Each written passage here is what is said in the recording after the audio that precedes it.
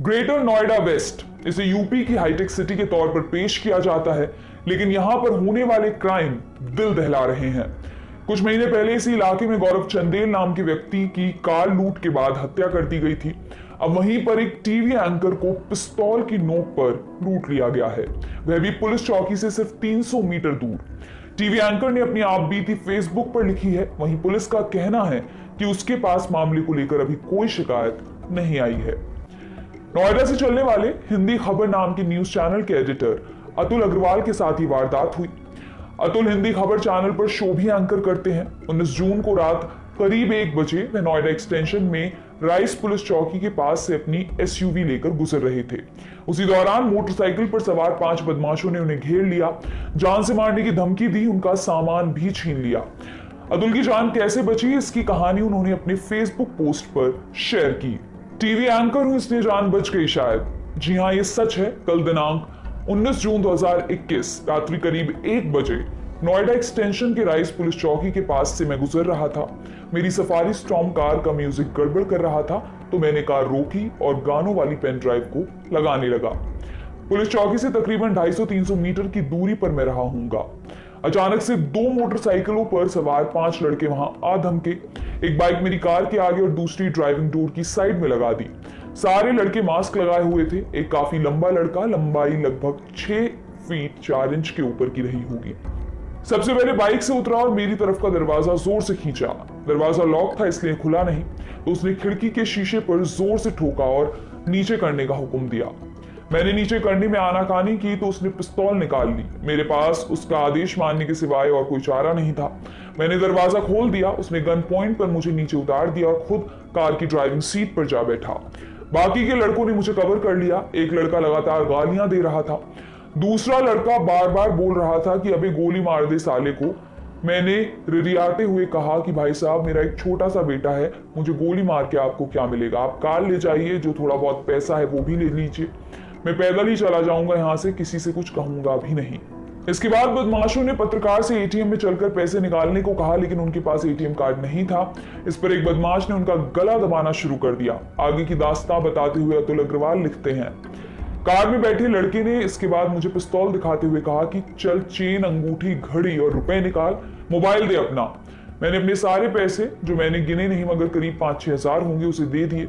मैंने कहा कि सोने से मुझे एलर्जी, इसलिए चेन और अंगूठी तो मैं नहीं पहनता हूँ। वो बोला एटीएम चल, कार्ड से पैसा निकाल। मैंने निवेदन पूर्वक कहा कि सॉरी, कार्ड नहीं है मेरे पास, कहिए तो पेटीएम कर देता हूं। ऐसा बोलते ही पीछे वाला लड़का गाली देते हुए मेरा गला दबाने लगा। तब कार में बैठे लंबे लड़के ने उसे डांटते हुए रोका।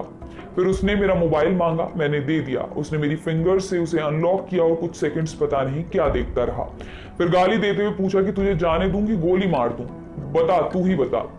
मेरी हालत पस्त हो चुकी थी, हाथ पैर कांप रहे थे। मैंने फिर से हाथ जोड़कर जान बख्शने की विनती की, अपने छोटे से बेटी की दुहाई दी। तब वो कार से नीचे उतरा और मेरी कॉलर पकड़कर गुर्राते हुए बोला कि अगर ज्यादा होशियारी दिखाई तो सबकी जान जाएगी। हमने कहा कि भाई जी, हमारे पास जो कुछ भी है वो ले लीजिए और हमें जाने दीजिए, हम किसी से कुछ नहीं कहेंगे। तब तक मुझे अंदाजा हो गया था कि ये लोग मुझे जान से नहीं मारेंगे, लेकिन कार और सारा सामान ले लेंगे। पत्रकार ने अपनी हालत बयां करते हुए बताया कि कैसे उन्होंने हिम्मत जुटाकर अपनी जिंदगी की भीख मांगी। उन्होंने बदमाशों को बताया कि मोबाइल ना ले जाएं वरना उन्हें पुलिस ट्रैक कर लेगी। अतुल अग्रवाल अपनी पोस्ट में आगे लिखते हैं, इसके बाद उसने मेरा मोबाइल दूसरे लड़के को रखने के लिए दे दिया। तब मैं बड़ी हिम्मत बटोरकर उसके आगे गिड़गिड़ाया, अपना कार्ड दिखाया कि भाई जी, मैं पीआईबी जर्नलिस्ट हूं, भारत सरकार द्वारा मान्यता प्राप्त हूं। मेरे मोबाइल का IMEI नंबर, मेरी सभी डिटेल्स और मेरे फिंगरप्रिंट्स आदि सब कुछ भारत सरकार के गृह मंत्रालय में रजिस्टर्ड है।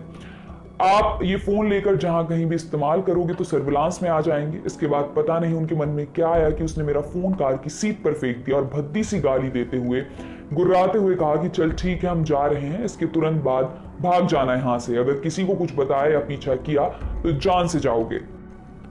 इसके बाद लड़कों ने दोनों मोटरसाइकिलें स्टार्ट की और सभी लोग वहां से तेज रफ्तार से चले गए।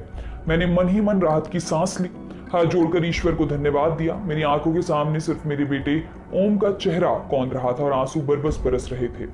ये पोस्ट एक पत्रकार के तौर पर नहीं, एक इंसान, एक आम रहवासी के तौर पर लिख रहा हूं। अपने पूर्वजों और शुभचिंतकों का भी तहे दिल से शुक्रिया, जिनके आशीर्वाद से एक बड़ी विपत्ति टल गई, अन्यथा कुछ भी अप्रिय हो सकता था। पीठ पीछे उन बिगड़ैल लड़कों का भी धन्यवाद करूंगा जिन्होंने मेरी जान बख्श दी। ईश्वर उन्हें सद्बुद्धि दे और सही रास्ते पर लाए, ये प्रार्थना भी करता हूं। जानते हैं इस मामले में पुलिस का क्या कहना है। इस घटना के बारे में नोएडा पुलिस का कहना है कि पत्रकार की तरफ से कोई शिकायत दर्ज नहीं कराई गई है। पुलिस को सोशल मीडिया के जरिए ही जानकारी मिली। डीसीपी सेंट्रल नोएडा ने अपने स्टेटमेंट में कहा, सोशल मीडिया के माध्यम से एक प्रकरण संज्ञान में आया है। एक वरिष्ठ पत्रकार के द्वारा लूट की घटना की बात बताई गई है। हालांकि उनकी तरफ से पुलिस में कोई सूचना नहीं दी गई है। घटना कल रात 1 बजे की बताई जा रही है। तत्काल टीमों को गठित कर दिया गया है। इसमें आवश्यक विधिक कार्रवाई की जा रही है। बता दें कि ग्रेटर नोएडा वेस्ट में कई इलाके सुनसान होने की वजह से अक्सर यहां इस तरह की वारदातें सामने आती हैं। पिछले साल गौरव चंदेल नामक युवक को लूट के इरादे से इसी इलाके में कुछ लोगों ने रोका था और गोली मार दी थी। उनकी लाश अगले दिन सड़क के किनारे से बरामद हुई थी। अब देखना है कि पुलिस इन बदमाशों तक कब तक पहुंच पाती है। आपके लिए खबर लिखी है हमारे साथी अमित ने। मेरा नाम है दिव्यांशी। देखते रहिए दी लल्लन टॉप। शुक्रिया।